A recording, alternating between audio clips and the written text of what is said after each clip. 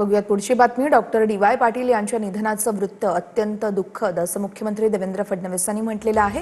DY. Patil यांच्या निधनानं एक दूरदर्शी व्यक्तिमत्व हरपल्याचं देखील मुख्यमंत्र्यांनी म्हटलेलं आहे। पाटील कुटुंबाच्या दुःखात आम्ही सहभागी आहोत असंही मुख्यमंत्री फडणवीसांनी म्हटलेलं आहे। आपण बघूयात मुख्यमंत्र्यांनी ट्विटमध्ये नेमकं काय म्हटलेलं आहे। माजी राज्यपाल पद्मश्री डॉक्टर डी.वाय. पाटील यांच्या निधनाचं वृत्त अत्यंत दुःख आहे। समाजातील सर्वसामान्य गरजू विद्यार्थ्यांपर्यंत शिक्षणाची संधी पोहोचवण्यासाठी त्यांनी मोलाचं कार्य केलं। शिक्षण आणि वैद्यकीय संस्थांचे जाळे उभारण्याबरोबरच त्यांनी नवी मुंबईमध्ये जागतिक दर्जाचं क्रीडा संकुलही साकारलं। त्यांच्या उल्लेखनीय कार्याची दखल घेत त्यांना पद्मश्री पुरस्कारानं गौरवण्यात आलं।